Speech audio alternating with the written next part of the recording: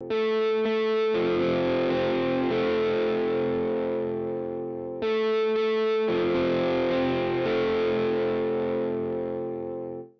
there guys, welcome back to another awesome video. We have a TV show review. Today's TV show review is going to be of X-Men 97 Season 1. So X-Men 97 Season 1, it's pretty much the aftermath of the 1992 X-Men the Animated Series, so it's a continuation of that, and I'm keeping it very simple like that because there's a lot of spoilers for this season that we're going to get into. So if you haven't seen X-Men 97, there are going to be some spoilers for this, so you have been warned. This show is directed and produced by, I want to say, hopefully I'm pronouncing this guy's name correctly, but Jake Castorina.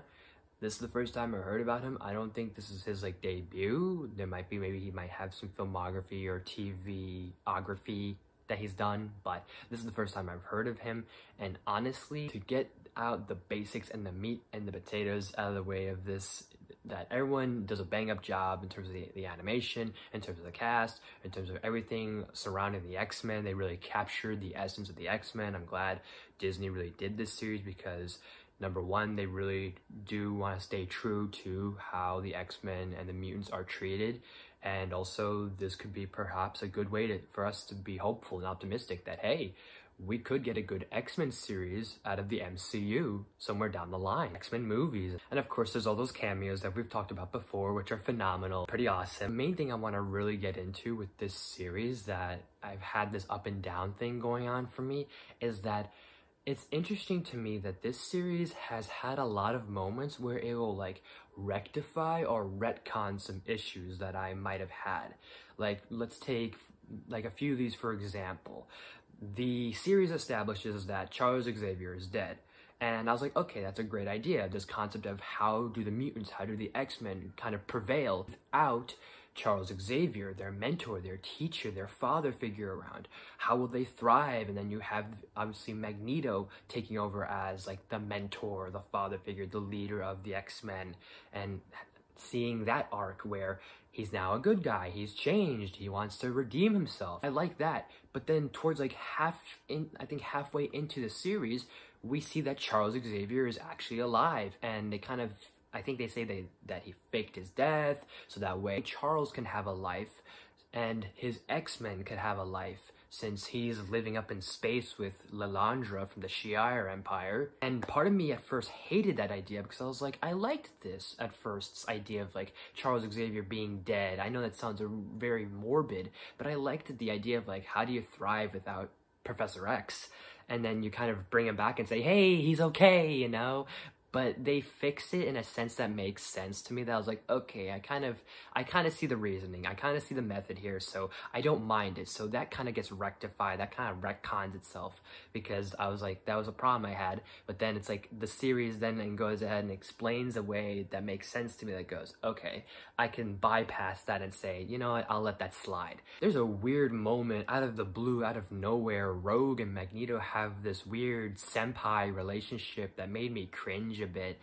And luckily, that's another thing that gets rectified, because it's it happens during Genosha, but after that, it's never talked about, it's never mentioned whatsoever, and I'm glad, because that's just so gross to me, and that's just so weird. And plus, Rogue is just so much better off with Gambit. I mean, we all loved that relationship between the two. It also does a thing where Magneto, towards halfway into the series or into the season, that Magneto's back as the villain again, but it does a way, again, rectify and retcon itself that makes sense, to where, yeah, Magneto was right about the whole thing with humans will never change, unfortunately, in this world, and mutants have to accept that, or they don't have to accept that. So those three problems were problems, but the series made itself kind of give it a reason to say, hey, don't fully hate the idea. And luckily, this show is very much kind of refreshing, because it doesn't really go into the Phoenix Force again. We don't have to deal with Jean Grey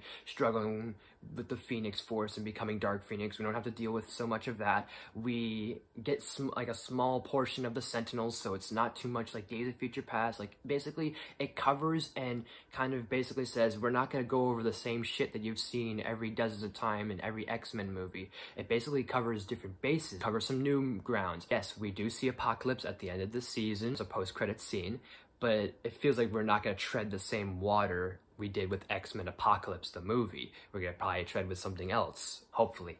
But it does look pretty promising. It does look really great, and it was such a good tease, so I will admit that. We have Mr. Sinister and other villains that exist in the X-Men universe to kind of show up into the foreground because we've dealt with everybody. Let's have some of these other characters that exist in their mythos, in their lore, of their rogues gallery. And I like that for a while Sinister really had like a big presence in this season, and I really love that a lot. And I feel like you could use Mr. Sinister as a big threat for like maybe a MCU X-Men movie or X-Men trilogy or whatever they decide to do.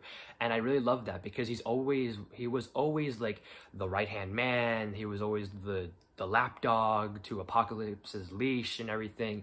And as much as he served that very well as the advisor, as the royal vizier and all that stuff, I like that he got to be the main villain. My only small thing is that he kind of does get sidelined once we're introduced to Bastion, who he's new to me. I've never heard of Bastion until now, and apparently he's voiced by Theo James. And I thought to myself, the guy from Divergent? I mean, I don't have a problem with that, but I just think that's such an interesting choice. Like, he played the part pretty good, and I liked Bastion. He was intriguing, he was interesting, but I really wanted Sinister more to have a bigger presence, and it felt like the first half of the season, it was building up to this whole thing with him being the main villain of the season, and then all of a sudden he just kind of gets sidetracked by this other guy. Especially with how much of a connection and an obsession he had with Cable, Nathan Summers, and then the whole thing with the Goblin Queen, which I know that's still having an evil version of Jean Grey, but at least it's something different. It's something that main audiences hasn't really seen. The Goblin Queen, we've seen Dark Phoenix, but we've never seen Goblin Queen, so I will give that a pass, and it kind of does a little bit of interesting stuff. But overall, I really like the season. I really am looking forward to season 2, so I am going to give X-Men 97 on a scale of 1 to 10. I'm going to at least give it a 9 out of 10. So, X-Men 97, have you guys seen it? What did you think of it? Did you like it? Did you hate it? Let me know in the comment section down below. And as always, guys, thank you so much for watching. If you like this video, please smash that button. If you're new to my channel, please subscribe to awesome videos every day, if not every week. Make sure you ring that bell to new videos every week. Share the video with your family, friends, all that good stuff and more. Leave suggestions down in the comments. You name it, I'll look into it as best as possible. Got another top 10 coming in, few reviews, few top 10s, kind of flip-flop, mix match from that sort of thing, and maybe, again, some surprises you'll see along the way. So, thank you guys so much for watching, and I will see you next time.